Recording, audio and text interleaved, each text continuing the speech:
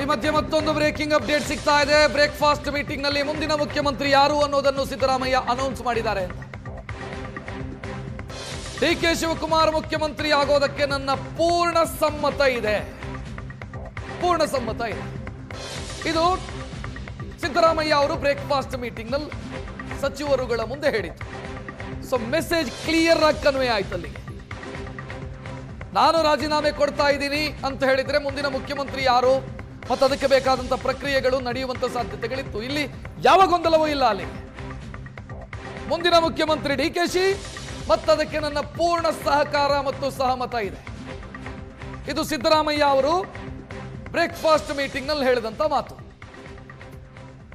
ಹೆಚ್ಚಿನ ಡೀಟೇಲ್ ನೀಡೋದಕ್ಕೆ ನಮ್ಮ ಪ್ರತಿನಿಧಿ ವಿದ್ಯಶ್ರೀ ಫೋನ್ ಸಂಪರ್ಕದಲ್ಲಿ. ವಿದ್ಯಶ್ರೀ, ನಾನು ರಾಜೀನಾಮೆ ಕೊಡ್ತೀನಿ ಅಂತ ಹೇಳಿದ್ರೆ ಮುಂದಿನವರು ಯಾರು ಅಂತ ಪ್ರಶ್ನೆ ಬರ್ತಾ ಇತ್ತು. ಮುಂದಿನ ಮುಖ್ಯಮಂತ್ರಿ ಡಿಕೆ ಶಿವಕುಮಾರ್ ಮತ್ತು ಅದಕ್ಕೆ ನನ್ನ ಪೂರ್ಣ ಬೆಂಬಲ ಇದೆ ಅಂತ ಹೇಳಿದ್ರೆ ಇನ್ಯಾವ ಕನ್ಫ್ಯೂಷನ್ ಉಳಿದಿಲ್ಲ, ಎಲ್ಲವೂ ಕ್ಲಿಯರ್.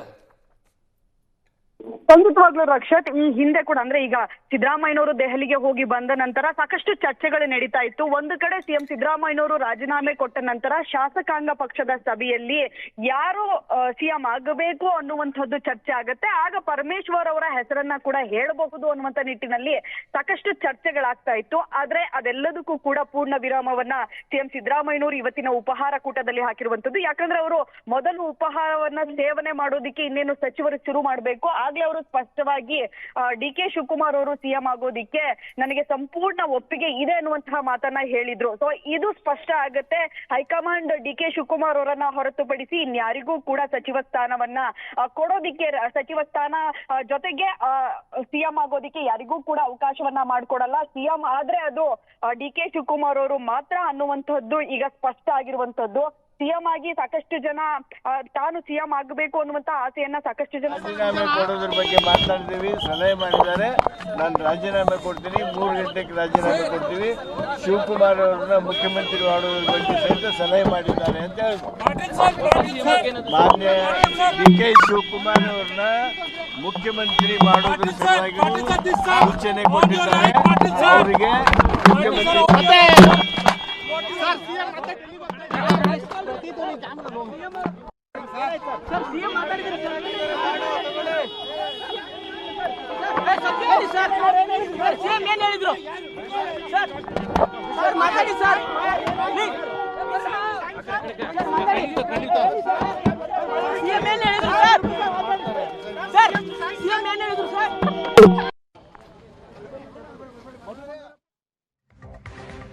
ಮಾತುಗಳನ್ನ ಹೇಳಿರೋದು ಕ್ಯಾಬಿನೆಟ್ನ ಹಿರಿಯ ಸಚಿವರಾದಂತ ಎಚ್.ಕೆ. ಪಾಟೀಲ್.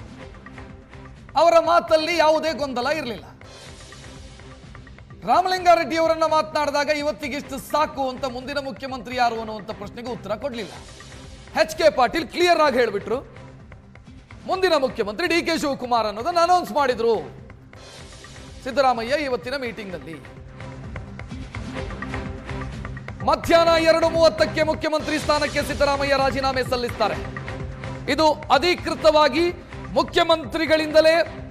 ಮುಖ್ಯಮಂತ್ರಿಗಳ ಟೀಮ್ನಿಂದಲೇ ಬಂದಿರುವಂತ ಮಾಹಿತಿ.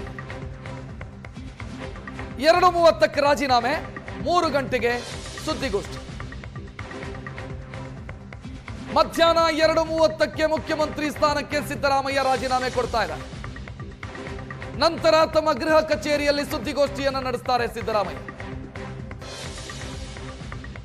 ಗೃಹ ಕಚೇರಿ ಕೃಷ್ಣಾದಲ್ಲಿ ಪ್ರೆಸ್ ಮೀಟು, ಸುದ್ದಿಗೋಷ್ಠಿ. ಆ ಸುದ್ದಿಗೋಷ್ಠಿಯಲ್ಲಿ ಡಿಕೆ ಶಿವಕುಮಾರ್ ಕೂಡ ಇರ್ತಾರೆ ಅನ್ನೋದು ಖಚಿತವಾಗ್ತಾ ಇದೆ. ರಾಜೀನಾಮೆ ಕೊಡೋದ್ರ ಬಗ್ಗೆ ಮಾತಾಡ್ತೀವಿ, ಸಲಹೆ ಮಾಡಿದ್ದಾರೆ. ನಾನು ರಾಜೀನಾಮೆ ಕೊಡ್ತೀನಿ, 3 ಗಂಟೆಗೆ ರಾಜೀನಾಮೆ ಕೊಡ್ತೀವಿ. ಶಿವಕುಮಾರ್ ಅವ್ರನ್ನ ಮುಖ್ಯಮಂತ್ರಿ ಮಾಡೋದ್ರ ಬಗ್ಗೆ ಸಹಿತ ಸಲಹೆ ಮಾಡಿದ್ದಾರೆ ಅಂತ ಮಾನ್ಯ ಡಿಕೆ ಶಿವಕುಮಾರ್ ಅವ್ರನ್ನ ಮುಖ್ಯಮಂತ್ರಿ ಮಾಡೋದ್ರ ಸಲುವಾಗಿ ಸೂಚನೆ ಕೊಟ್ಟಿದ್ದಾರೆ. ಅವರಿಗೆ ಮುಖ್ಯಮಂತ್ರಿ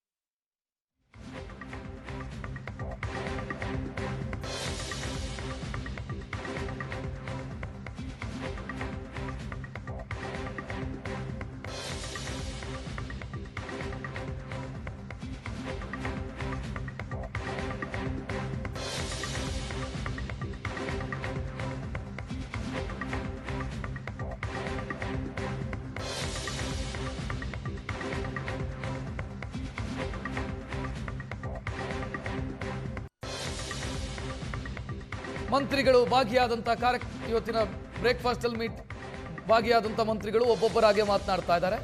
ಅದರಲ್ಲಿ HK ಪಾಟೀಲ್ ಅವರ ಮಾತು ಸ್ಪಷ್ಟ ಆಯಿತು. ಮುಖ್ಯಮಂತ್ರಿ ರಾಜೀನಾಮೆ ಕೊಡ್ತಾ ಇದ್ದಾರೆ, ನೂತನ ಮುಖ್ಯಮಂತ್ರಿಯಾಗಿ DK ಶಿವಕುಮಾರ್ ಬರ್ತಾ ಇದ್ದಾರೆ. ಇದನ್ನ ಸಿದ್ದರಾಮಯ್ಯ ಅವರೇ ನಮಗೆ ಈ ಸಭೆಯಲ್ಲಿ ಪ್ರಕಟಿಸಿದ್ರು ಅಂತ. ಇದರ ಜೊತೆಗೆ ಈಗ ಅಪ್ಡೇಟ್ ಸಿಗ್ತಾ ಇರೋದು ಯಾವಾಗ ಏನು ಅಂತ ಗೊಂದಲಗಳೆಲ್ಲ ಇತ್ತು. ರಾಜ್ಯಪಾಲರು ಇಲ್ಲ, ಅದು ಇದು. ಸದ್ಯ ರಾಜ್ಯಪಾಲರ ಅನುಪಸ್ಥಿತಿ ಇದ್ರೂ ಕೂಡ 2:30ಕ್ಕೆ ಲೋಕಭವನಕ್ಕೆ ಹೋಗ್ತಾರೆ ಮುಖ್ಯಮಂತ್ರಿ ಸಿದ್ದರಾಮಯ್ಯ. ರಾಜ್ಯಪಾಲರ ಕಾರ್ಯದರ್ಶಿಗಳ ಕೈಗೆ ತಮ್ಮ ರಾಜೀನಾಮೆಯ ಪತ್ರವನ್ನು ಸಲ್ಲಿಸ್ತಾರೆ, ನೀಡ್ತಾರೆ.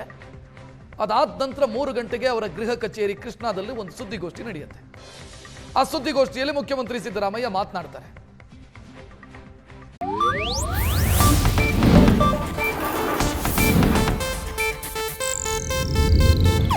ಇದು ಏಷ್ಯಾನೆಟ್ ನ್ಯೂಸ್ ನೆಟ್ವರ್ಕ್ ಪ್ರಸ್ತುತಿ.